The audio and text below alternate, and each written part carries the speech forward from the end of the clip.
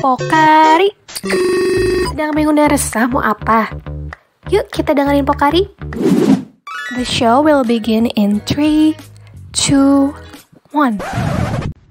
Halo teman-teman, selamat datang di Pokari. Halo teman-teman. Nah, di episode kali ini tuh kita kedatangan narasumber nih, Zebi. Wah, siapa tuh narasumbernya? Narasumber kita yang kali ini adalah Mbak Lita Aprilia. Nah, aku mau sedikit spill nih ya teman-teman tentang siapa sih sebenarnya Mbak Lita itu gitu ya. Terus juga teman-teman mungkin kan pingin tahu dan pingin kenal lebih dekat gitu ya, pengen kenal lebih dalam nih sama narasumber kita kali ini. Nah, jadi Mbak Lita itu adalah salah satu alumni dari Fakultas Psikologi Universitas ternama di Indonesia, yaitu Universitas Gadjah Mada atau UGM. Nah, Mbak Lita itu angkatan 2016, nggak begitu jauh lah ya sama kita.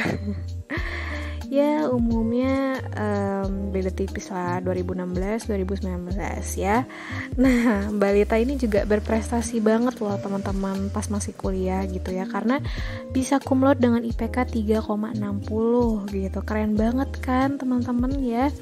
Nah, sekarang Mbak Lita ini sedang bekerja menjadi HRD atau Talent Acquisition di perusahaan Bima Sakti Indonesia yang berlokasinya di Surabaya.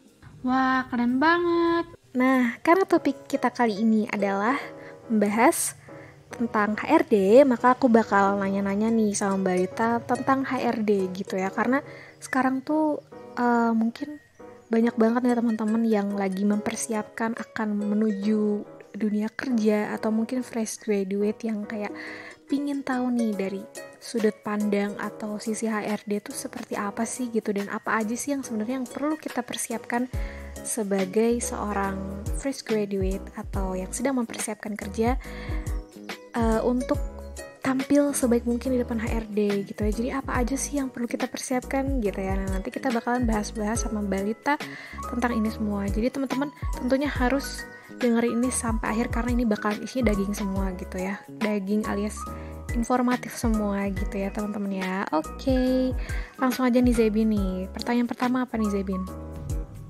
Kalau boleh tahu nih Teh, apa sih yang perlu dipersiapkan dari fresh graduate atau bahkan mahasiswa semester akhir yang akan bekerja?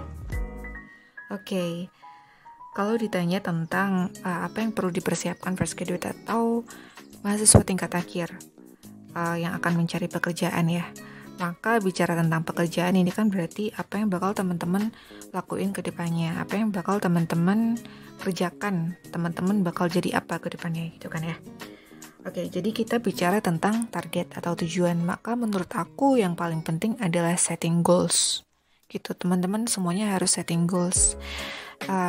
Walaupun teman-teman misalnya masih semester 2, semester 3, semester 4, kalau misalnya ke depannya itu sudah punya target mau jadi apa, ya silakan dari sekarang lakukan tindakan-tindakan atau aktivitas yang itu bisa mendukung target teman-teman ke depannya. Kayak gitu. Cuman aku paham banget pasti teman-teman di sini pada ngegumam gitu ya. Aduh, aku ke depannya aja masih bingung mau jadi apa gitu. Bahkan mungkin skill sendiri masih belum kenal, masih belum tahu apa kelebihannya, kekurangannya. Terus passion juga masih bingung di mana gitu kan. Aku berani bilang bahwa itu hal yang sangat wajar gitu. Itu hal yang sangat lumrah banget. Jadi teman-teman yang mungkin masih bingung mau jadi apa, jangan sedih dulu karena itu wajar.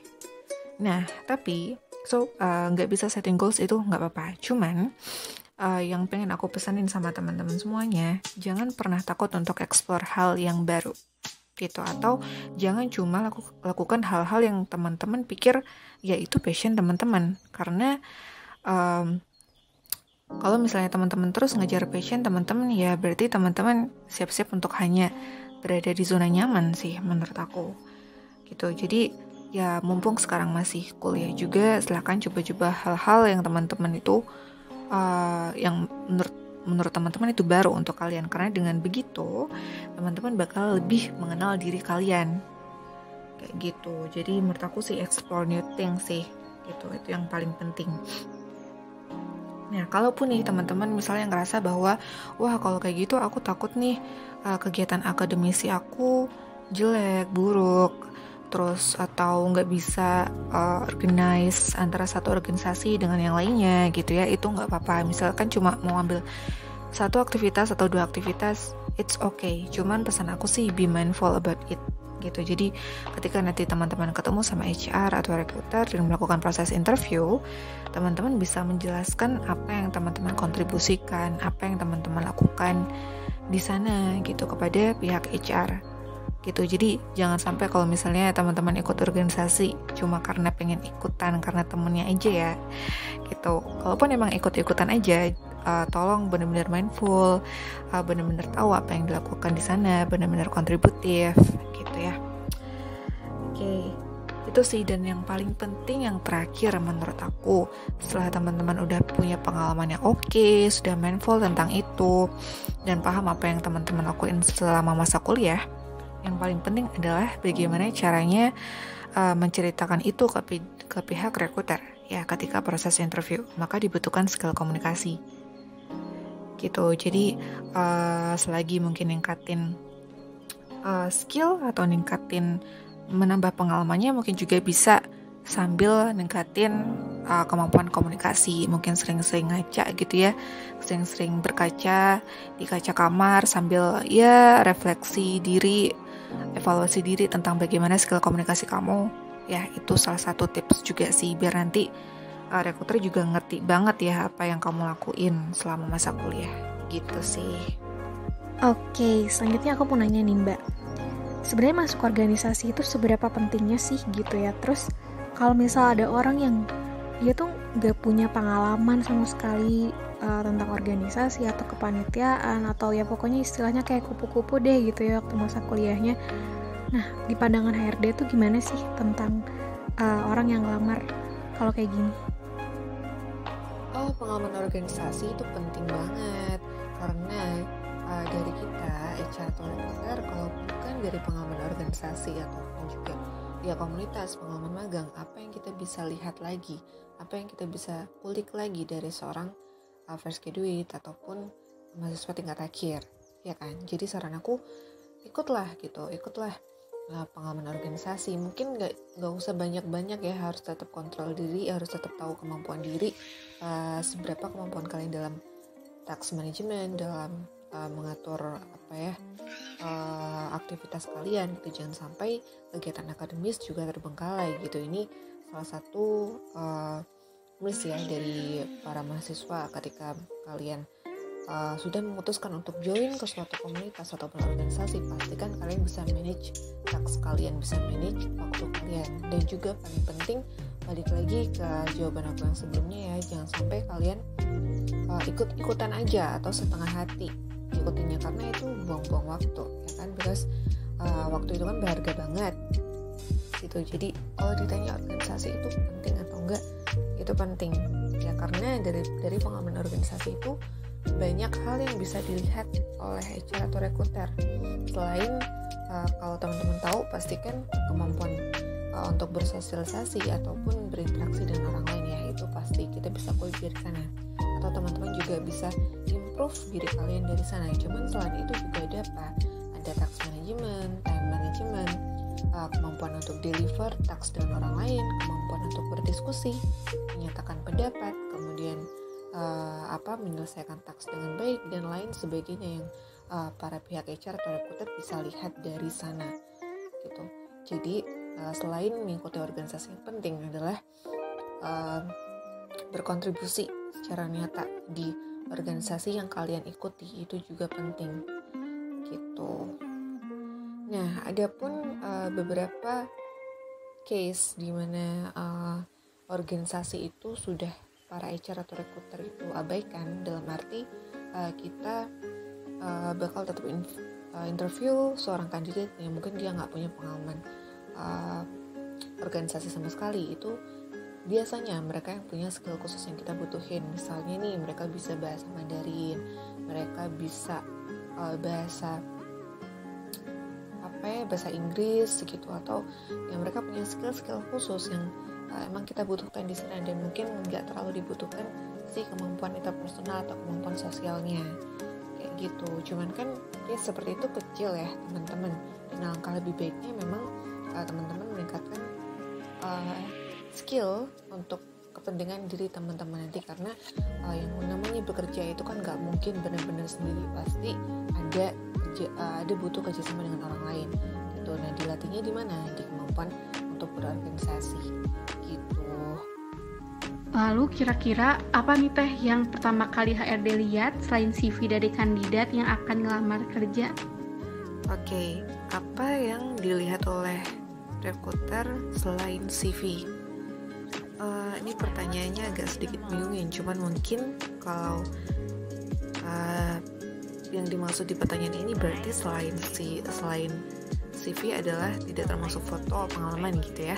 Oke, kalau gitu mungkin menurut aku sih kalimat yang disampaikan ketika mereka melamar suatu pekerjaan, dalam arti mungkin via email, di badan pesannya, atau mungkin juga waktu kadang ada beberapa kandidat juga yang apply langsung di WhatsApp aku, karena itu biasanya kandidat lama gitu, mereka tahu saya sedang open untuk posisi tertentu ya, dan mereka langsung apply via WhatsApp gitu.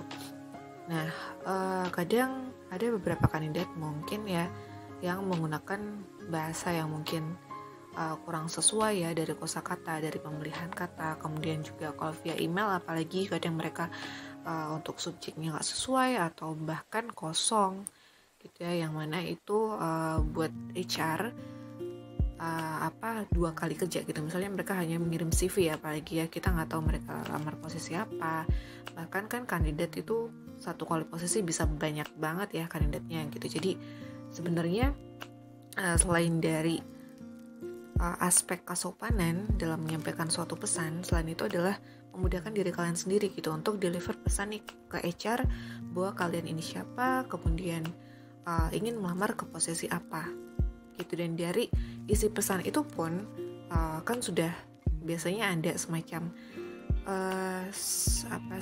kalimat tersirat ya, gimana emosi yang kalian bawa ketika kalian menyampaikan pesan gitu. Jadi pastikan untuk menyampaikan pesannya dengan kata-kata yang baik, kalimat yang baik gitu, diksi yang baik gitu, agar ya HR atau recruiter berkenan untuk membuka CV kalian gitu.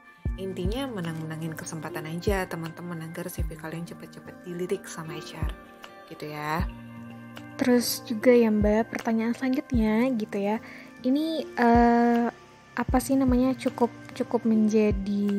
sempat menjadi perbincangan juga sih ya, waktu itu aku pernah lihat di Twitter juga gitu, dan cukup menjadi banyak pro dan kontra gitu ya. Tapi aku mau nanya dari sudut pandang Balita sendiri, kalau misalnya gitu ya, kandidat yang akan melamar kerja itu dia berasal dari top universitas di Indonesia gitu ya, apakah itu akan didahulukan dibandingkan dengan universitas yang lain gitu, yang misalnya yang swasta, atau ya apakah terdapat perbedaan gitu, apakah ada didahulukan, apakah yang universitas yang top itu mendapatkan privilege tersendiri? Oke, top univ. Aku nggak mau munafik ya, selama ini aku dalam proses rekrutmen, seleksi, screening dan sebagainya, aku pasti bakal melirik kandidat yang berasal dari top university, karena bagaimanapun kita juga harus menghargai mereka yang sudah bisa masuk ya, sudah bisa terseleksi, sudah usaha untuk masuk ke universitas yang bagus, ya kan? Cuman aku nggak akan bilang bahwa mereka yang berasal dari top university akan selalu lebih bagus skillnya daripada dengan kandidat yang mereka berasal dari universitas yang biasa saja gitu. Nah, itu bisa kita lihat dari mana? Dari pengalaman. Jadi aku bisa bilang bahwa pengalaman itu jauh akan lebih diperhatikan oleh pihak HR daripada si asal universitas. Kenapa? Karena kan dari pengalaman kita bakal lihat nih relevansi antara posisi yang sedang kita butuhkan dengan si kandidat. Itu kan kita nggak bisa saya butuh digital marketing nih, saya mau lihat potensi, ini dari universitas top nih gitu, padahal dari universitas top itu kita nggak bisa lihat relevansinya dengan posisi yang sedang kita butuhkan. Jadi tetap pengalaman itu paling penting kayak gitu. Cuman ya aku nggak nggak juga bisa bilang bahwa si top university ini nggak penting gitu. Itu jadi salah satu aspek yang ya kita bisa lihat gitu dari HR recruiter, memudahkan, oh ini dari universitas yang bagus, mungkin bisa kita coba untuk interview, mungkin mereka punya intelijensi yang lebih tinggi dan sebagainya. Itu hal yang biasa menurut aku. Yang penting teman-teman gimana caranya untuk bisa menangin kesempatan yang sekarang gitu. Kalau kalian berasal dari universitas yang biasa aja, jangan takut, karena kalian punya banyak banget kesempatan di luar sana yang bisa kalian coba gitu untuk menangin kesempatan yang ada gitu sih. Jadi menurut aku pengalaman jauh lebih penting. Terus bisa nggak sih Teh kalau misalnya orang yang IPK-nya nggak besar tapi dia tuh keterima kerja? Oke, IPK yang nggak besar ya. Ini tadi kalau bicara tentang top university aja, saya bisa sedikit singkirkan sedikit dibandingkan pengalaman, apalagi si IPK. Ya, jadi buat teman-teman yang mungkin merasa IPK-nya belum begitu bagus, jangan minder duluan. Balik lagi, ada banyak kesempatan di luar sana yang teman-teman bisa dapatkan gitu, atau bisa pengalaman dalam improve skill di bidang yang lainnya yang teman-teman bisa gunakan untuk bisa menangin kesempatan gitu. Jadi kalau si IPK ini ya, sebenarnya kan IPK itu hasil dari proses teman-teman berkuliah, ya kan. Bisa dibilang dari HR atau recruiter bisa lihat dari sana kemampuan teman-teman itu dalam konsistensi belajar, kemudian resiliensi, daya tahan dan sebagainya, komitmen dalam belajar dan sebagainya gitu kan, dan juga termasuk intelijensi gitu ya. Nah tapi kan kita nggak pernah tahu nih proses belajar teman-teman di sana seperti apa, kemudian sistem penilaian di kampus seperti apa dan sebagainya gitu. Jadi ya kalaupun ada CV kandidat yang di sana tidak tertera IPK, itu nggak terlalu notice di aku, nggak terlalu masalah di aku. Tapi kalau misalnya ada seorang kandidat yang mencantumkan IPK di sana sangat tinggi, pasti sangat aku notice juga gitu. Jadi ya menurut aku, kalaupun memang sekarang teman-teman punya IPK yang gak begitu bagus, lebih baik daripada mikirin pusing-pusing nih IPK aku bisa mempengaruhi aku nih gak bisa keterima kerja atau apa, lebih baik teman-teman fokusin ke hal lain yang bisa teman-teman improve gitu ya. Jangan nyerah sama keadaan gitu ya. Oke, last but not least ya Mbak, aku mau meminta closing statement nih dari Mbak Lita buat teman-teman yang mau ngelamar kerja, itu apa aja sih gitu. Oke, closing statement dari aku sih, mungkin aku bakal simpulin dari apa yang aku sampaikan di awal sampai akhir barusan ya teman-teman. Jadi yang pengen banget aku sampaikan untuk teman-teman semuanya yang sekarang lagi merasa bingung, kedepannya mau jadi apa, tujuan teman-teman apa, kemudian sedih juga ya karena mungkin ada juga yang merasa aduh aku gak punya passion atau bingung passionnya apa.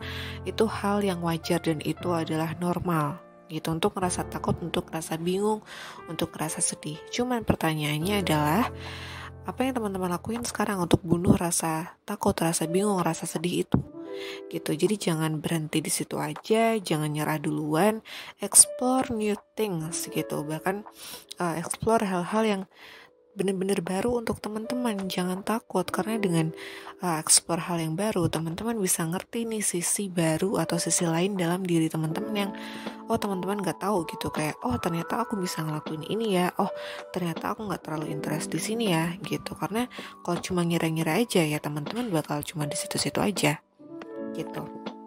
Jadi jangan takut untuk mencoba hal yang baru dan jangan nyerah duluan karena rasa takut yang teman-teman punya gitu. Ya kurang lebih itu sih teman-teman. Harapan aku semoga semua teman-teman yang mendengarkan podcast Pokari ini bisa dilancarkan ke depannya, tujuannya bisa dimudahkan, semangat terus dan gak cepat nyerah. Oke, semangat.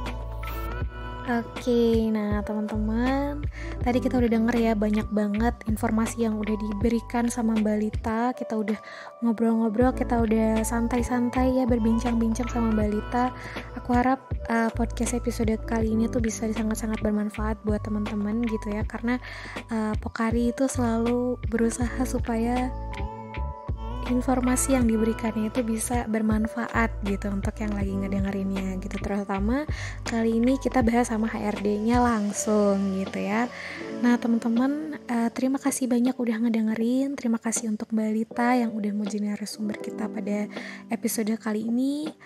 Tetap semangat terus puasanya. Semoga puasanya teman-teman ini bisa makin semangat ya, makin kuat juga gitu. Ini udah di tengah-tengah bulan berarti ya gitu teman-teman. Harus tetap semangat sampai akhir, karena insya Allah kalau misalnya kita ngelakuin dan ngejalaninnya tuh dengan ikhlas, insya Allah pahala akan menanti buat kita gitu, terutama di bulan Ramadan gitu ya. Dan juga semangat terus. Semoga tugas-tugasnya teman-teman kalau misalnya lagi struggling sama tugas, lagi sama ujian atau apapun itu, semoga diberikan kekuatan sama Allah. Dan jangan lupa puasanya jangan bolong-bolong ya. Kecuali yang halangan tentunya ya teman-teman ya. Oke, makasih banyak teman-teman. Sampai jumpa di episode selanjutnya. Jangan lupa tetap dengerin Pokari terus ya teman-teman. Semoga Pokari bisa nemenin teman-teman kalau misalnya lagi ngabuburit nih gitu ya, atau misalnya lagi kumpul-kumpul sama temen atau sama keluarga gitu. Bisa banget nih direkomendasikan tentang Pokari gitu ya. Oke, baik, terima kasih teman-teman. Terima kasih atas waktunya dan sampai jumpa di episode selanjutnya.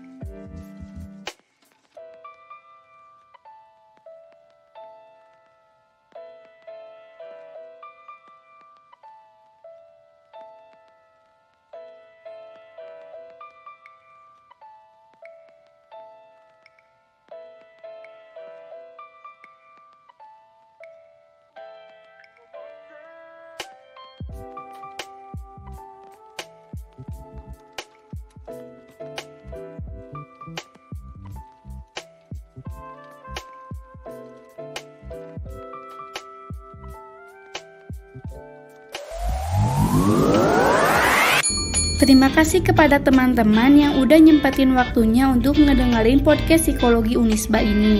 Jangan lupa di-share ke teman-teman yang lain, dan jangan lupa juga terus pantengin Instagram BEM Psikologi Unisba untuk tahu episode-episode menarik selanjutnya.